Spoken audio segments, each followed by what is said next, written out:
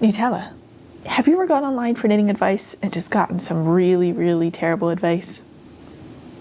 I thought it would be fun today to react to a Reddit thread that talks about some really bad advice to give for new knitters. I'm also going to throw in a little bit of vintage knitting advice, and we can decide if it is good or bad advice based on what we know now about knitting, yarn, and wools. Okay, so this is a Reddit thread called "Any Bad Knitting Tips and Advice You Want New Knitters to Avoid." So the top comment says, "I'm not sure it counts as advice, but most new knitters start with very tight tension and very awkward ways of holding needles." I so agree with this. I have struggled with my own repetitive use or repetitive strain injuries, and it's just not worth it. So yes, I fully agree. Please make sure that your hands are protected and your wrists and your forearms. Oh, this next one is really good. It's recommending backwards loop cast on to beginners. Yes, it is easy to cast on, but knitting the first row from it is a nightmare. Nightmare. And consequently, there's a deluge of why do I have this long stretch of yarn between my stitches posts? It's so true. It's one of the easiest ways to cast on, and I see it quite a bit in some of my vintage books that's recommended as a way to cast on. Especially as a new knitter, you're not very good at reading what is going on in your piece, and so you end up with this like really long tail in between your stitches, and you start wondering, where did I go wrong? When you didn't go wrong anywhere, it's just the nature of that cast on if you aren't very careful with the tension once you start knitting into it. Another bit of advice is those beginner knitting kits with super chunky single ply yarn. It is such a waste of yarn, and whatever you make will pill and look like crap before you've even finished knitting it. Yes, I so agree. It's nice to have chunky yarn, especially as a beginner, because you're going to be slow as your hands and your wrists and your arms are getting used to the new movements. So having chunky needles, having chunky yarn makes it so much faster. Like it seems like it's so much faster. You're making progress because every single stitch is so much bigger. But at the end of the day, especially single ply stuff is just going to end up felting and pilling, and it's not going to look as nice as you want. It might not have the drape that you want. And then something that I don't know that they'll discuss here, but that I find is that actually bigger needles can be harder to manipulate and can be tougher on your arms, forearms, and wrists, and it is discouraging sometimes. Like I have knit with, I think, what I called tree stumps in the past, and it is just so tiring. I can't knit for as long, it's not as enjoyable, and so I feel like it's not a nice introduction to knitting for new knitters. Okay, here's one that might be a little bit controversial, and that is pushing for continental knitting because it's easier or because it's faster. And this is a hobby, not a competition. Your goal should not be to knit as fast as possible, but to enjoy the journey and have it be the more comfortable possible, or the most comfortable as possible. And you know, it's interesting, right? Because I'm a continental knitter. I'm what's called a combination continental knitter. That's just the way that I learned from when I was growing up. And I personally didn't hear about one being necessarily faster than the other until I was like later in life. And the funny thing is that the world record holder for the most stitches knit in a minute, I think, or the fastest knitter in the world, is not a continental knitter. I think she's an English style flicker that uses a belt, if I'm not mistaken, in order to knit, which is a supported style of knitting. So there are so many ways to knit, and I think that it's very limiting to only consider like one or two styles, not just for faster or not. And I think that's also maybe good to talk about, like there's people who are process knitters and people who are product knitters. So people who just knit for the end result because they want that sweater and don't necessarily enjoy the process of knitting, those are technically or like typically called product knitters. They knit for the end result, versus process knitters maybe don't mind having the finished product, but they like the process of knitting, so they knit for the enjoyment of knitting. I think I'm a combination of both. I love to knit, but I also really like the end product that it creates. So I knit to create things, but I also really enjoy the whole process, which is really nice because that's all I really do. So it's very wonderful that I have that. But you know, I think that we should be knitting to have the most comfort and ease and joy, and whatever that means to you. Maybe the biggest joy that you have is that you can knit fast. So you can find the method that works for you to knit the fastest and maybe the most accurate. If you like the process of it and you want to make sure that you're comfortable, then you find the way that's to knit the most comfortable for you and your hands. And if you want to knit things fast, and maybe you would consider a knitting machine, because knitting machines are really fast to make things. Just a little plug for knitting machines because I love them so much. I think they're fantastic. So now I guess speaking of like controversial opinions, there's a way to sort the comments. Right now we're looking at the best comments, but what if we sort by the most controversial? So this is the most controversial statement right now. For joining a new ball of yarn, there's some tutorial on YouTube that tells you to just hold the old yarn and the new yarn together and knit a few stitches with both of them. This looks terrible and will mess up your tension. That's what I do. I'm going to be honest. I don't mind doing it. I don't think it looks that bad. Like, you will have a tension difference because you're holding the yarn double for those few stitches.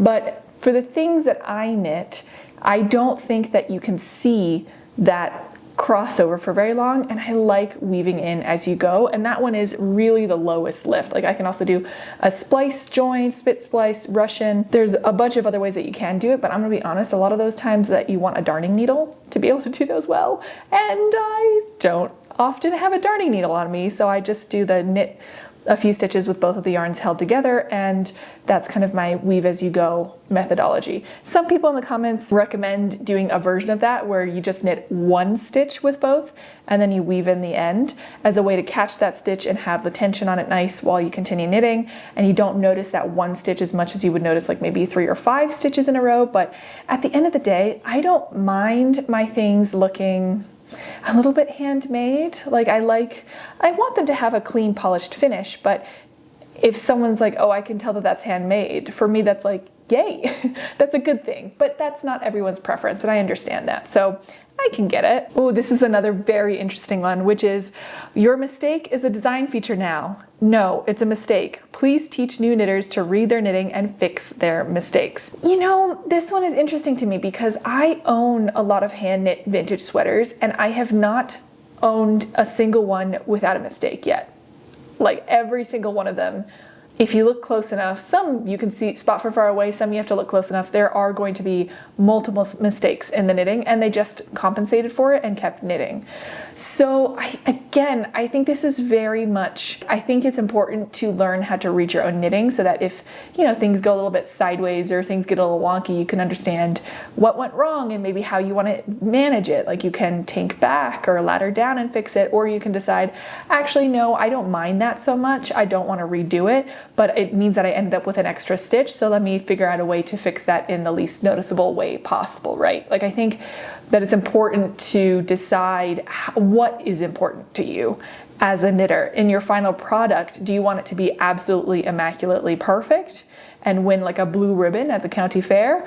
Or do you want it to be a piece that you enjoyed knitting and you didn't have to re-knit too much of it? So again, I think this is a little bit more personal preference on, do you care that much about making mistakes? And usually, I think in every item I've ever knit, I have a mistake that I decided not to go back and fix. If it's not super noticeable and if there's a way that I can compensate for it moving forward, I don't usually go back and fix mistakes. If it's something that's gonna bother me, like I'm not gonna not notice it, I will go back and fix it. And I've gone to kind of insane lengths to fix it. Like, I've laddered down color work, stranded color work, and redone stranded color work because I knew it would bother me if I didn't fix it. But again, that's my personal preference on how I like my knits to be. And I think that's the beauty of handmade, is that you get to decide what your finished item is and what you're doing this for and how you want it to look like. Like, that's up to you. This is an interesting one on like the joining, right? Which is, yes, only change yarn at the end of a row, do a knot, a proper knot,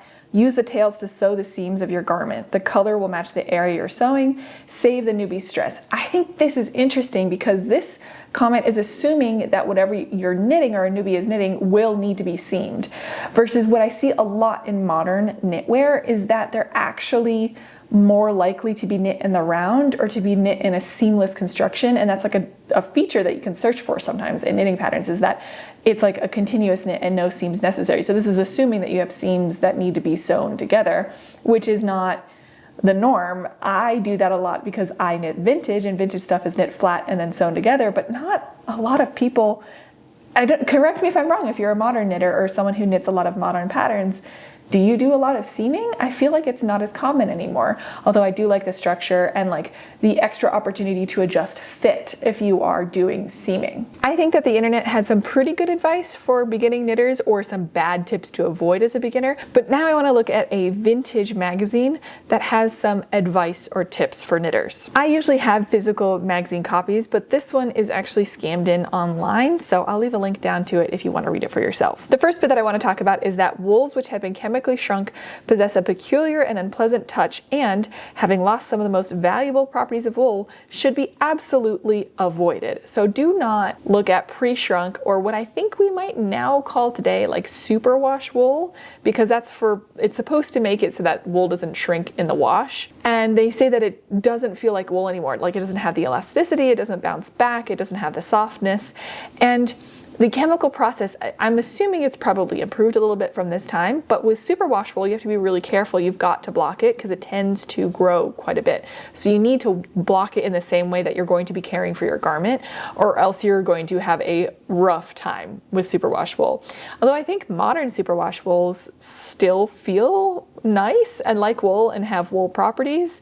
I don't know, what do you think? I do work with superwash sometimes, so I don't mind it, but maybe there's some people who are a little bit more sensitive to that than I am. So I wouldn't necessarily agree with this advice anymore. There's another bit of advice on winding the wool, and I've heard similar ones, which is that it should never be wound into a hard ball, as this takes away its nature, making it thin and poor. So basically don't keep your yarn under tension. When you wind it into a cake, that you should not wind it super tight and dense, because it'll stretch it out basically, and you'll lose some of the elasticity. The way that they're talking about doing it here is to wind it loosely over 3 or 4 fingers, withdrawing the fingers at regular intervals and change the position of the ball to keep it symmetrical. So you're literally holding the wound yarn ball and you're winding it over your fingers so that you're not tensioning it so tight around the wound ball. And I think that that is, probably a good piece of advice, not to wind it so tight or so densely, and let it keep a little bit of its elasticity. And the last piece of advice I'll go over is what they recommend for washing these woolen garments once you're finished knitting them, and that is to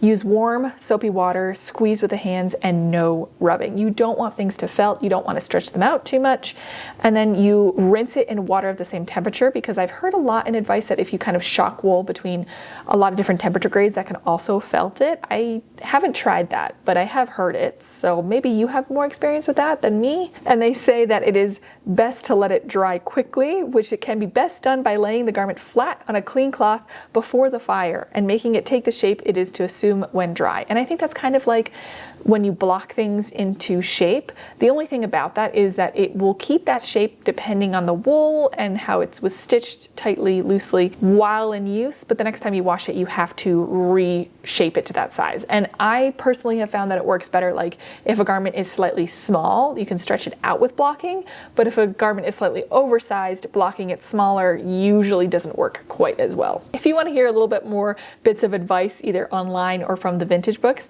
feel free to take a look at my Patreon, because in my wrap-up video I will be covering a little bit more there. I always appreciate all the support over there, and if you join my Patreon, you won't only get the access to that video, but a whole bunch of previous wrap-up videos, so you can binge watch those if you would like to. And I'm planning a few other extra little details to be released there shortly, so feel free to take a look. Otherwise, what do you think about the advice that we looked at today? Do you think the internet has good advice? Do you think the vintage magazine has some pretty good advice? Anything that you disagree on, or you think that is really overlooked? Like, what do you think is terrible advice to give a beginner knitter? Let me know. I would love to hear yours. Otherwise, thank you so much for joining me. There is a video right here that I think that you might enjoy if you want to continue watching. I know that we all have very limited time, so I appreciate that you decided to spend a little bit of it with me, and I will see you all again next time. Bye!